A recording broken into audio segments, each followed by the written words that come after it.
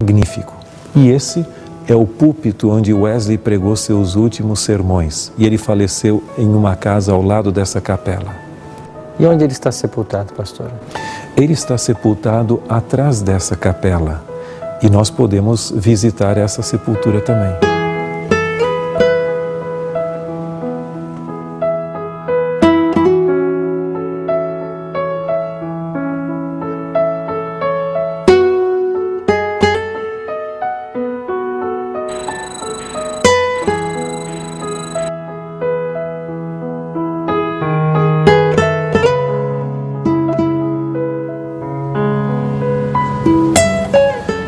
E aqui está a sepultura de John Wesley. Pastor, qual é a principal contribuição do metodismo para o protestantismo? Eu creio que é difícil responder a sua pergunta porque foram várias as contribuições, mas eu gostaria de destacar 3 delas. Uma delas foi a sua contribuição para a compreensão da verdade, e que se chama tecnicamente de o quadrilátero wesleyano. Ele mencionava 4 fontes de verdade: as Escrituras, a tradição, a razão e a experiência. Alguns creem que ele colocava essas 4 fontes de verdade no mesmo pé de igualdade, mas estudos mais recentes têm demonstrado que não. Para ele, a Escritura estava acima das demais 3. Agora, um ponto importante é que ele também falava de que para nós compreendermos as Escrituras precisamos da iluminação do Espírito Santo, e é o que ele chamava da Inner Witness of the Spirit, ou seja, o testemunho interior do Espírito Santo na nossa vida. Portanto, precisamos da iluminação do Espírito Santo para compreendermos a palavra de Deus. E esse foi um conceito interessante. Um outro ponto, ele enfatizava o livre-arbítrio humano.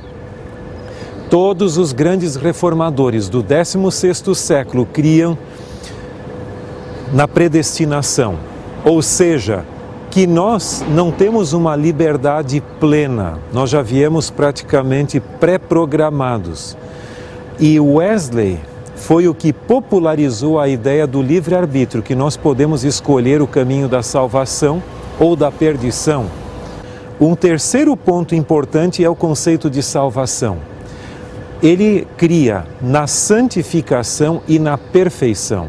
Ele chegava a exagerar o conceito de perfeição rumo àquilo que nós chamamos de perfeccionismo, no sentido de que após a conversão e antes da morte chega um momento na vida da pessoa na qual ela atinge a perfeição absoluta. É óbvio que nós não cremos nesse aspecto, porque eu creio que não é bíblico. Pastor, e qual foi a principal contribuição do metodismo para o adventismo? Nós temos que lembrar que os pioneiros adventistas, eles tinham alguma vinculação com o metodismo, alguns deles. Você vai ver que Ellen White fora metodista. Além disso, alguns outros pioneiros eram conexionistas, ou seja, eles pertenciam à conexão cristã, que era uma dissidência do metodismo. De qualquer maneira, os pioneiros eles pensavam muito semelhante ao metodismo. Nós não cremos que eles ficaram presos a uma tradição, mas sim que eles herdaram esse legado dos metodistas e que tem fundamentação bíblica. Afinal de contas, a ideia de livre-arbítrio, de liberdade de escolha, de reavivamento e outros conceitos correlatos foram herdados do metodismo. Tanto é que o livro Caminho a Cristo, de Ellen White, ele é muito próximo da teologia de John Wesley, mas que nós cremos que é bíblica, não é meramente uma questão de tradição. Porém, Ellen White discordava de John Wesley em 2 pontos. O primeiro deles, ela cria na justiça imputada de Cristo, ou seja, que cobre-nos com sua justiça o que Wesley negava e chamava de heresia.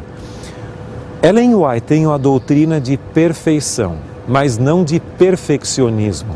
E nesses pontos ela não refletia a teologia de Wesley. Portanto, nós temos uma clara evidência de que ela valeu-se de conceitos refletidos pelo metodismo que tinham fundamentação bíblica, mas nos pontos nos quais o metodismo se desviou da palavra de Deus, ela não seguiu esse caminho. O metodismo ainda mantém, pastor, seu fervor, entusiasmo inicial? O metodismo, em realidade, escreveu um dos capítulos mais belos da história do cristianismo nos seus primórdios. Quando os pregadores itinerantes metodistas chegavam a uma determinada localidade, eles pregavam com tamanho entusiasmo e dedicação e fervor que suscitavam reavivamentos, e muitas pessoas atingiam aquele nível de espiritualidade e de santificação da vida que nós teríamos que redescobrir em nossos dias. Mas o tempo que se encarrega, pelo princípio da entropia, de diminuir o entusiasmo e o fervor, também atingiu aos metodistas. Nos Estados Unidos, já faz algumas décadas, o metodismo abraçou oficialmente o pluralismo, e isso se demonstrou danoso para o movimento. E hoje o metodismo americano, e a semelhança de outros lugares, é uma das denominações que perde maior número de membros. Ela se secularizou, essa denominação, e praticamente aquela história do passado não voltou mais. Há segmentos que aderiram ao pentecostalismo, o carismatismo, assim dito, que seguiram em outra direção, mas realmente perdeu aquele vigor que tinha nos primórdios. Pastor, na sua opinião, o que deveríamos fazer para não perder esse primeiro amor que temos logo no início da experiência cristã? Eu creio que só existe um caminho.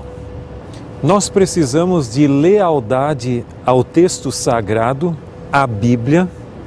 O que normalmente ocorre, a pessoa começa inicialmente a ter uma lealdade maior às Escrituras e com o passar do tempo vai fazendo releituras do texto sagrado da perspectiva das suas preferências pessoais, da cultura na qual existe, do seu gosto e assim por diante. Isso se demonstrou danoso. Nós não podemos fazer releituras tendenciosas da palavra de Deus, porque isso mina a nossa identidade. E a segunda coisa, nós temos que evitar o que a senhora White fala no livro Caminho a Cristo, religião meramente intelectual. E isso é um grande legado de Wesley. Nós necessitamos ter o poder santificador do Espírito Santo em nossa vida, que nos mantém com a nossa chama de fervor espiritual acesa. Se nós tivermos isso, nossa vida espiritual será diferente. Mas muitos seguem uma religião meramente de tradição ou de conveniência pessoal, quando na verdade nós precisamos de uma religião que não seja de invenção humana, mas que venha de Deus e transforme e santifique a nossa vida. Eu creio que muitos de nós somos hoje anões espirituais. Já temos anos de vivência espiritual e de adventismo, mas em realidade nós não temos crescido em nossa espiritualidade. O grande desafio que nós temos hoje é o encontrar o equilíbrio de uma religião entre a teoria e a prática. É bem verdade que essa prática só pode ser conseguida com a iluminação e a direção do Espírito Santo, mas que hoje nós possamos abrir o coração a Deus e a influência do seu Espírito para que Ele faça de nós não meramente cristãos teóricos, mas também praticantes das verdades ensinadas na Palavra de Deus. A minha decisão é: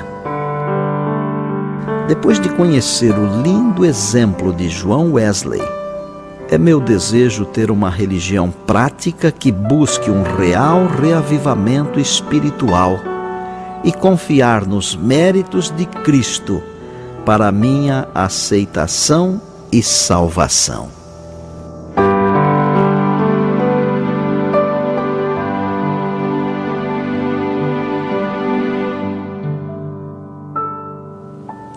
Se essa é a sua decisão, ore comigo agora. Bondoso Deus e Pai, obrigado por Cristo ter vindo a esse mundo morrer por todos nós na cruz do Calvário. Que nós possamos ter uma real experiência com Ele, que de fato a nossa religião seja uma religião viva e eficaz. Fica conosco, perdoa os nossos pecados e ajuda-nos a andarmos na Tua presença. Te oramos em nome de Jesus. Amém. Todos os grandes reavivamentos da história foram suscitados depois de intenso estudo da Palavra de Deus. As trevas que cobriram a Idade Média foram causa do afastamento da Bíblia. E por causa desse afastamento, uma outra doutrina foi esquecida: o batismo. Em nosso próximo encontro, aprenderemos mais detalhes sobre essa doutrina bíblica. Que Deus o abençoe e até lá.